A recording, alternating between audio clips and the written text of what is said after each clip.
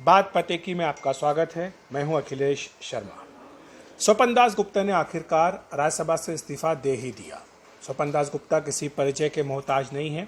सब जानते हैं कि वो लंबे समय से दक्षिणपंथी विचारधारा के लिए तमाम अखबारों में, टीवी चैनलों में आते रहे हैं, लिखते रहे हैं और पश्चिम बंगाल से ही वो आते हैं। और जब से बीजेपी ने अपना मिशन बंगाल शुरू किया, उसका वो एक अहम हिस्सा भी रहे हैं। स्वपन दास गुप्ता को कई साल पहले, करीब अप्रैल 2016 में राष्ट्रपति की ओर से राज्यसभा के लिए मनोनीत किया गया था। तो यानी 6 साल का जो कार्यकाल होता है, उस लिहाज से 2022 तक का उनका कार्यकाल राज्यसभा के लिए था। हुआ क्या है, दरअसल टीएमसी की सांसद है महुआ मोइत्रा। उन्होंने कल एक ट्वीट किया जिसमें उन्होंने स्वपन दास गुप्ता को बीजेपी का पश्चिम बंगाल के लिए विधानसभा चुनाव में तारकेश्वर सीट से जिस तरह से उम्मीदवार बनाया गया है, उस पर एतराज़ किया।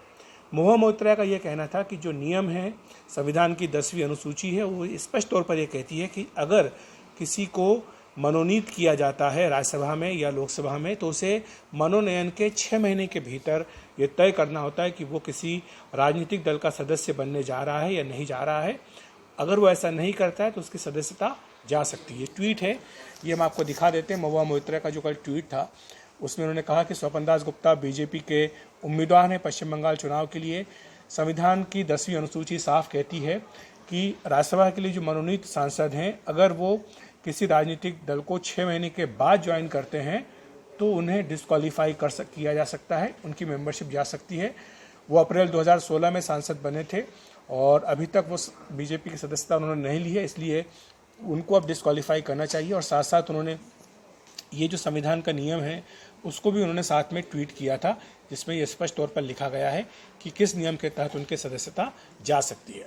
इसके बाद हमारी बीजेपी नेताओं से बातचीत हुई। उन्होंने कहा कि देखिए, ये मामला जो है, ये तकनीकी मामला है, इस मामले से कोई बहुत ज़्यादा फर्क नहीं पड़ता है। लेकिन हाँ, ये फैसला उन्होंने स्वपन दास गुप्ता के ऊपर ही छोड़ दिया था कि वो इसमें आगे क्या करें। जाहिर सी बात है कि उनके सामने ज़्यादा विकल्प नहीं बचे थे सिवाय इसकी कि वो अपना इस्तीफा दे दें।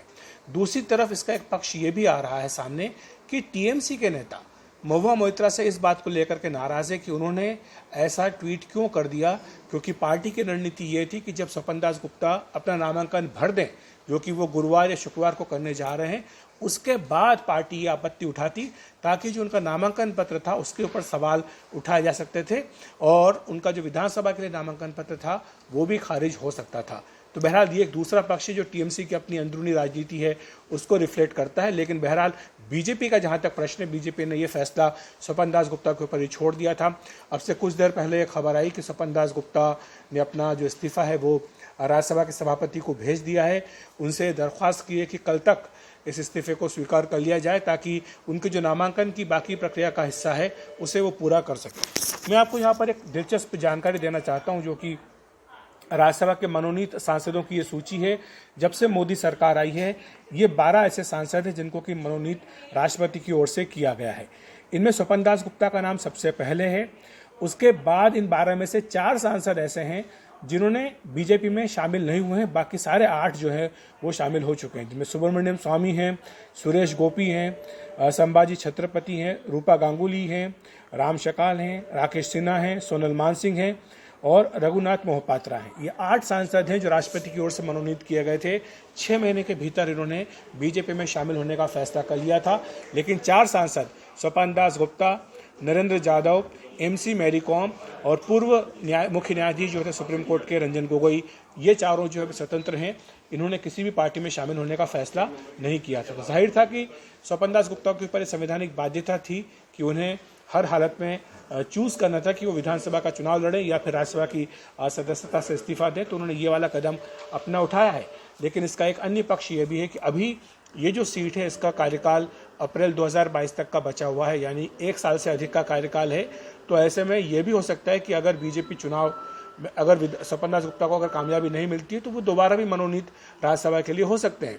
लेकिन बीजेपी सूत्र ये कहते हैं कि वो चाहे स्वपन दास गुप्ता हों, चाहे अशोक लाहिरी हों या फिर श्रीधरन केरल में जिस तरह से लड़ाया जा रहा है, ये तमाम जो इंटेलेक्चुअल्स हैं या इस तरह के जो अचीवर्स हैं, इनको बीजेपी ने फील्ड में इसलिए उतारा है ताकि ये संदेश वहाँ की जनता को दे सके कि बीजेपी किस तरह का शासन देना चाहती है अगर वो चुनाव में जीतती है। तो इसलिए चाहे स्वपन दास गुप्ता हो चाहे अशोक लाहिरी, अगर उनको बीजेपी ने बंगाल चुनाव में उतारा है तो ये आगे की सोच करके उतारा है। तो बीजेपी नेता ये कहते हैं कि अगर हमारी सरकार बनती है पश्चिम बंगाल में तो उस सरकार में इन लोगों की एक महत्वपूर्ण भूमिका होगी, यह बंगाल की जनता को संदेश देना चाहते हैं। इसीलिए हमने स्वपन दास गुप्ता को या अशोक लाहिरी को चुनाव मैदान में उतारा है। तो बहरहाल एक तकनीकी बात ज़रूर थी, लेकिन टीएमसी ने इसको एक मुद्दा बना लिया था। तो ये अब एक राज्यसभा में वैकेंसी हो गई है। आगे देखने की बात होगी कि नतीजा जब आता है पश्चिम बंगाल चुनाव का, तो उसके बाद स्वपन दास गुप्ता का क्या भविष्य रहेगा, वो पश्चिम बंगाल की राजनीति में रहेंगे या फिर दोबारा केंद्र की राजनीति में आएंगे। तो बात पते की में इतना ही। आप एनडीटीवी इंडिया देखते रहिए।